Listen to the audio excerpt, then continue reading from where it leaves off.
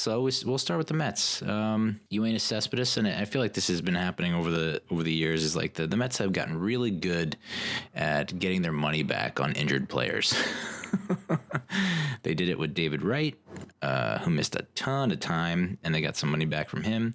And now they're getting money back from Yoenis Cespedes for missing all of 2019. I think from what I've read, he was due $29 million in 2019 and $29.5 million in next year. And his 2019 pay was cut to around $14.8 million, which, hot damn, man. Can you imagine just like being physically incapable of doing your job and getting almost $15 million fucking dollars? And I don't know what he's going to get in 20, but it's significantly lower than the 29.5. So maybe they cut that in half too. I don't know. What will they do with that extra money? You know, a lot of people thought, oh, well, now that we got Steve Cohen on board, the billionaire, genius, philanthropist, playboy, and now that we got some money back on Yo, you know, are we going to now become spenders, go out there and make a splash? And spoiler alert, no, we're not. You know, the biggest moves that we've made so far are we signed Michael Wacha, former Cardinal pitcher. Big dude. I think he's like 6'5", 230 or something like that. He is going to turn 29 in July. We signed him to a 1-year, $3 million contract that was laden, one of my favorite words, laden with performance bonuses, almost $8 million in possible performance bonuses. I guess $7 million under some kind of points system like Jenny Craig, which is great. And then another $1 million for relief appearances, which is a very interesting caveat. Makes me think that, okay, he's not going to be in the rotation, even though he said, I signed to be in the rotation. I signed to be the number 5, which it's like, well, there's only 5 starters, Michael. So, it's like the world's tallest little person. Like that's the most confidence for like the least talented starter. But, so we signed him. He's an all-star in 2015. He had down season last year, 6-7 with the ERA near 5. He gave up a career high 26 home runs, had a WHIP of almost 1.6. His average over his career is around 13-8 win-loss record with an ERA less than 4. And it looks like he has the capability to give you around 30 starts and almost 200 innings, but very rare. I think he has like 7 seasons under his belt, and I think 3 or 4 he's kind of gone the distance. The other 3 or 4, it's no, he gives you about half that. So I think that's it's the roll of the dice. It's the risk that they take, the Mets. They're basically saying, hey, we want you to give us, close to 25 to 30 starts. And if you don't, then we'll relegate you to the bullpen, I guess. And, knowing that Wacha is such a wild card, they went out and signed Rick Porcello, former Cy Young winner in 2016, to a 1-year deal, $10 million. So if I had to guess, I would say a couple options, couple routes the Mets could take. One is they send Mats to the bullpen, and they have a starting rotation of DeGrom, Syndergaard, Stroman, Porcello, Wacha. Now, if they keep Mats in the rotation, I think you got to go Porcello over Wacha, but I don't know. But, plenty of depth in the rotation now. I think that was something that kind of hurt the Mets last season. I think Mats was out for a period of time. Syndergaard missed a few starts, I think. So, they just didn't want to have that happen where it's like we're scrambling for arms and starters and we're calling guys up from AAA, AA to come in and give us a game. And that's, it's a loss here, loss there. This way, it's like, well, if Porcello or Wacha go down, you potentially could have Mats come back into the rotation. I would rather see you go out with Lugo or Gesellman. And, Lugo and Gesellman have said that they want to start. So the rotation looks like it's complete. I mean, I'm not crazy about it. I think it's not It's, I guess you could say it's slightly better, just because I don't know that Matt's was all that consistent, but then again, is Wacha consistent? Not really. So it sucks that we lost Wheeler. I just, you hope that he doesn't come out and become like a Cy. He's going head to head with DeGrom for the Cy Young next year, because it just seems like he's hitting that next level. And we've seen that there seems to be a kind of change in the tides. The tides are changing, and the Mets are willing to spend now. And it's a little too late. Too little, too late.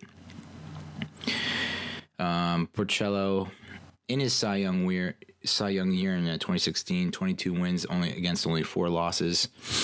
He led the league in wins that year. Did he? Yeah.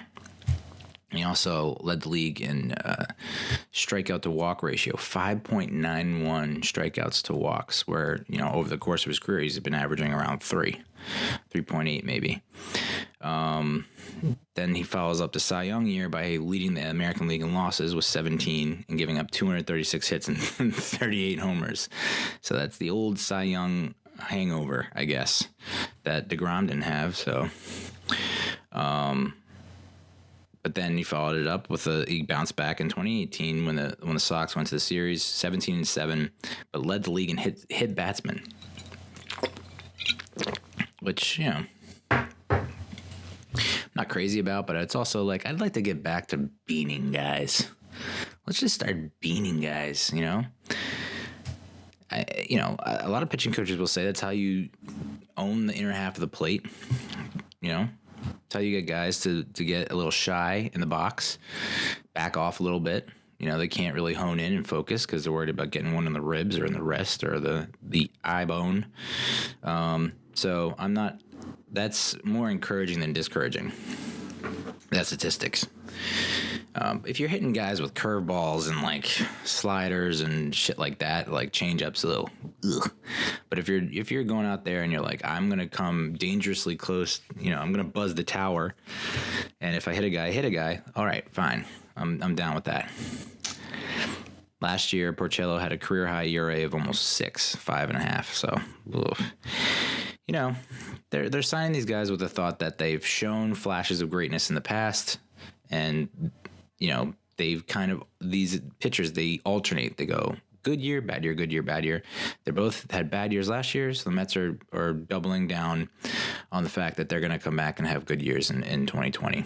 So I don't hate the moves. Their names I know.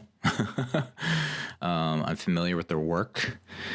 Wacha's 2020 projections, 8-6 with a 4.36 ERA and 128 innings pitched. So not a ton of innings, but it's a winning record.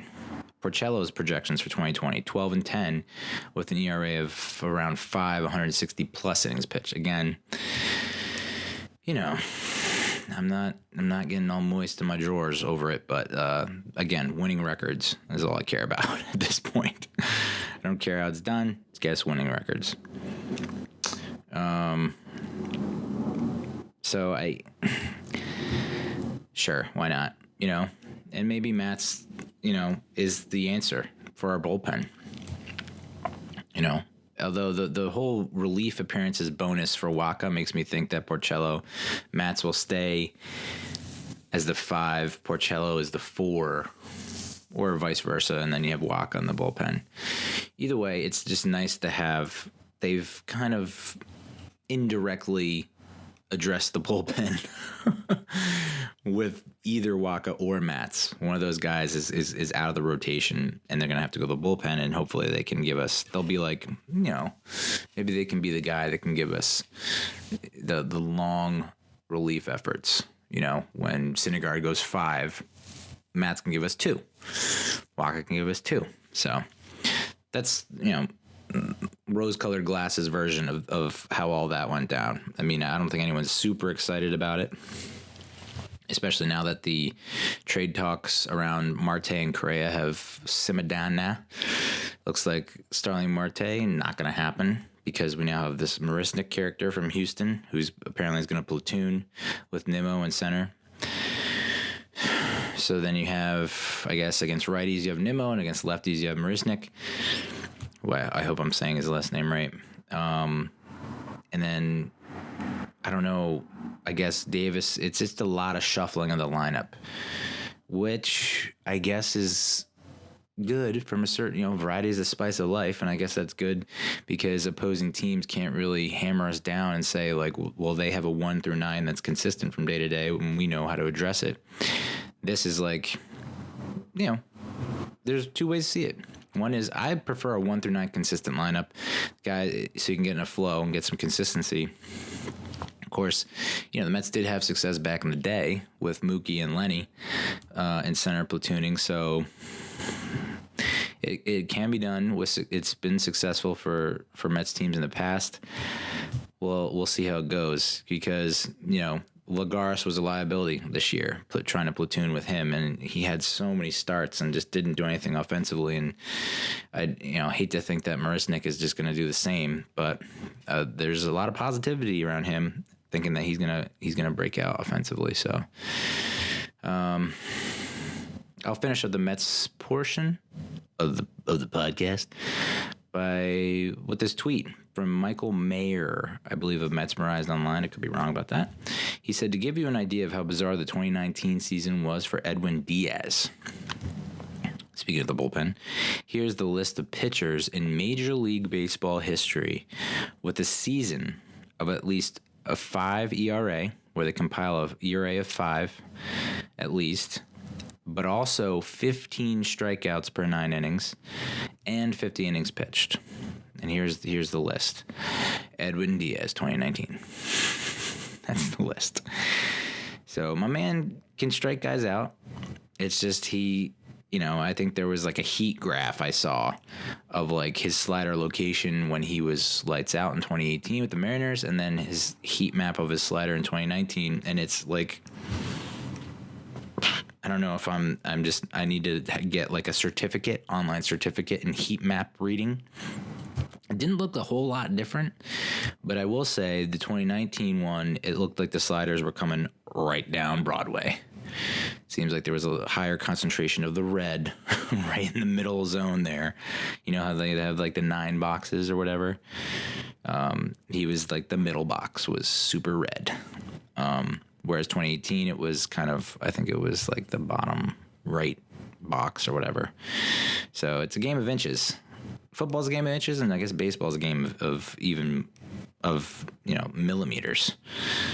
And also, I saw the tweet from Pete Alonso saying, see, the balls weren't juiced, because I guess the Major League Baseball took a look into the balls and determined that the balls were not juiced, but that the seams were off, which seems pretty consistent with what Syndergaard was saying.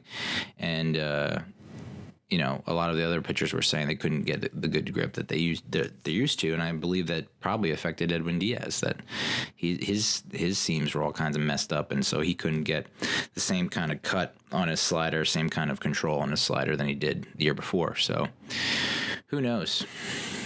My God, just close your eyes and take a deep breath and release, and picture yourself in the stands at Citi Field and watching Edwin Diaz shut her down every bottom of the ninth for 50 plus times, because I feel feels like that was an anomaly last year, and that with an off season under his belt and a renewed sense of purpose, it's a new year, new you.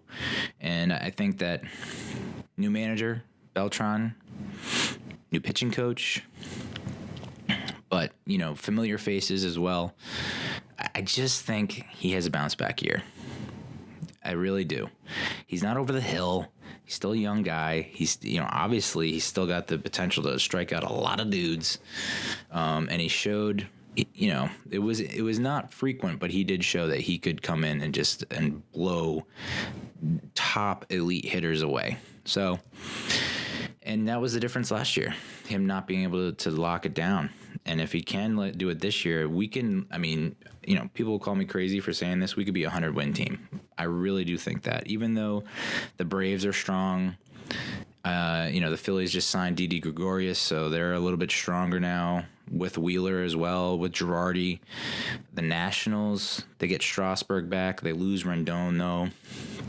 So who knows? They could have like a World Series hangover, I think. So I think they still play well, but I don't think that they make the playoffs again. I mean, that's a case, in my opinion, the Nats are a case of like they just got hot at the right time. So Braves and Phillies. And the Phillies might not be able to get out of their own way. But who knows with Girardi at the helm? I think, but Braves and Phillies are the two teams that are going to stand in our way. And we'll see. I'd still like to get just like one more arm, one more bat. There's just like, I feel like they're still missing one or two key ingredients. But then again, maybe it's already on the roster. Maybe Jed Lowry comes back from the dead, insert Undertaker gif, and he's like, the utility guy that's just all over the place making plays and coming up with clutch hits. And, the guys that didn't step up last year, maybe they come back and they have a bounce back year. So I don't know. I still think the Braves are the class of the division, even though they shit the bed in the playoffs. And the Phillies, the Phillies always have. The Phillies are going to be a threat until they're not. I don't know how to explain it. Like, they will get hot and be on top of the world, and then they just collapse for no reason. So, but maybe the Phillies haven't done enough. It's like, are Girardi and Wheeler and Gregorius enough? Maybe not. All right, so that's Mets talk.